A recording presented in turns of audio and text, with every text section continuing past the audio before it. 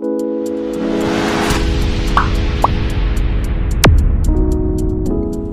guys, you are welcome to this प्रवास foundation classes. तो guys, आज जो मैं आप लोगों को पढ़ाने जा रहा हूँ वो यूज ऑफ इवन दो। अक्सर हम लोग अपने स्पोकन में, डेली टॉकिंग में इवन दो का यूज़ करते हैं। EVEN इवन, THOUGH दो, इवन दो। सबसे पहले तो मैं आपको बता दूं कि इवन दो का हिंदी मीनिंग क्या होता है। तो गाइस, इवन दो का हिंदी मीनिंग जो होता है वो होता है भले ही। अगर आप अपने टॉकिंग में भले ही से ही शुरू करते हैं स्पोकन करना, इंग्लिश में टॉकिंग करना, तो यहाँ पे आप फंस सकते हैं और आपका टॉकिंग हिंड्रेंस हो सकता है, ऑब्स्टेकल हो सकता है, बाधित हो सकता है, आपकी फ्लुएंसी में रुकावट आ सकती है। तो इसी रुकावट को रिमूव करने के लिए मैंने आज से एक नया सीरीज़ शुरू किया है। तो आज डे 1 है, यूज ऑफ का सीरीज मैंने शुरू किया है और एवरी डे मैं यूज ऑफ के साथ एक नया वर्ड लेकर प्रेजेंट होऊंगा आप लोगों के सामने और उसे डिटेल से आप लोगों को समझाऊंगा और इतने अच्छे ढंग से समझाऊंगा कि आप इस वीडियो को लास्ट तक देखेंगे तो आपको यही का यही आपके माइंड में ये बिल्ड हो जाएगा, मेमोरी में आपके सेट हो जाएगा। तो गाइस, आप ध्यान से सुनें और नोटबुक पेन लेकर साथ में बैठें और इस सेशन को अंत तक देखें ताकि आप अच्छे से समझ सकें। तो गाइस, जो मैं आपको बताने जा रहा हूँ वो use of even though. Even though का मीन्स होता है भले ही। तो हम जब भी भले ही वाला सेंटेंस हिंदी में बोलेंगे और उसे अपने स्पोकन में यूज़ करेंगे तो सबसे पहले हम इवन दो का यूज़ करेंगे। तो फॉर एग्ज़ाम्पल मैं आपको कुछ बता रहा हूँ जो आप ध्यान से सुने। अगर आपको कहना हो भले ही मैं गरीब हूँ, भले ही मैं गरीब हूँ, मैं भीख नहीं मांग सकता। तो भले ही, इवन दो, भले ही आई एम पुअर, मैं गरीब हूँ, आई कांट बेग, मैं भीख नहीं मांग सकता। भले ही मैं कमज़ोर हूँ, even though I am weak, मैं चल सकता हूँ, आई कैन वॉक, मैं चल सकता हूँ। भले ही तुम मुझे गाली दो, इवन दो यू अब्यूज़ मी, भले ही मुझे तुम गाली दो, मैं तुम्हें नहीं पीटूँगा, आई वॉन्ट बीट यू। भले ही वह यहाँ आए, भले ही वह यहाँ आए, मैं उससे नहीं मिलूँगा, even though he comes hair.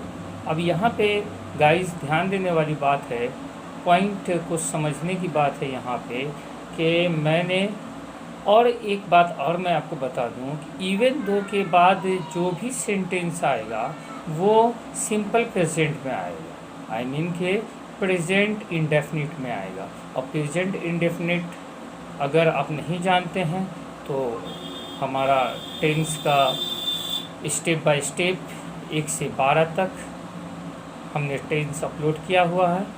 आप इस वीडियो के चैनल पर जाकर, आई मीन प्रवास फाउंडेशन क्लासेस के चैनल पर जाके आप उस टेंस को अच्छी तरह से समझ सकते हो।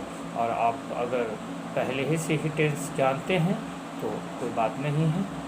तो इवन दो के बाद जो भी सेंटेंस यूज होगा वो प्रेजेंट इंडेफिनिट टेंस ही यूज करेंगे। तो आपको मालूम है, अगर नहीं मालूम है तो अभी आपको मालूम हो जाएगा कि ही सी इट कोई नेम अगर हमारा सब्जेक्ट होता है तो वर्ब में हम एस या एस लगाते हैं, और अगर ही सी इट कोई नेम नहीं है तो वर्ब का पहला रूप लगता है। तो यहाँ देखें कि मैंने एक सेंटेंस बोला, एक वाक्य हिंदी का बोला कि भले ही वह मुझे गाली दे, even though he abuses me, I can't beat him, मैं उसे नहीं पीट सकता हूँ। भले ही वह यहाँ आए, भले ही वह यहाँ आए, मैं उससे नहीं मिलूँगा। Even though he comes here, I won't meet him. भले ही वो मुझे पढ़ाए, इवन दो ही टीचेज अस। भले ही वह मुझे पढ़ाए, इवन दो ही टीचेज मी, मैं नहीं सीखूँगा। आई वॉन्ट लर्न, मैं नहीं सीखूँगा।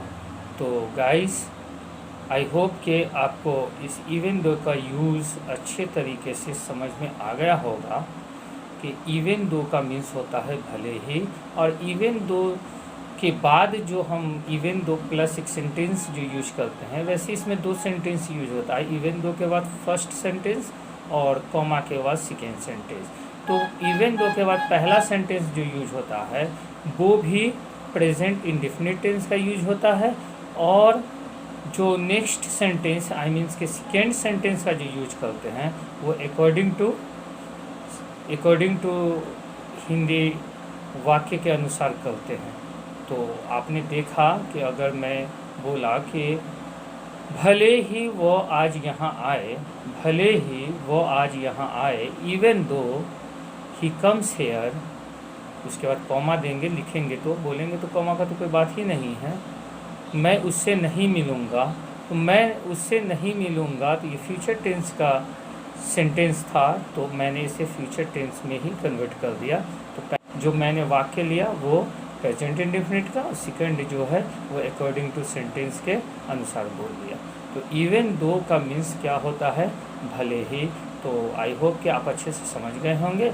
अगर हमारा ये वीडियो, हमारा यह एफर्ट, हमारा यह वर्क आपको पसंद आए तो इसे लाइक करें, सब्सक्राइब करें, और ज़्यादा से ज़्यादा अपने दोस्तों के बीच, अपने रिलेटिव्स के बीच, अपने जानने वालों के बीच इसे शेयर करें, ताकि सभी लोगों को हमारी इस मेहनत का फ़ायदा पहुंच सके।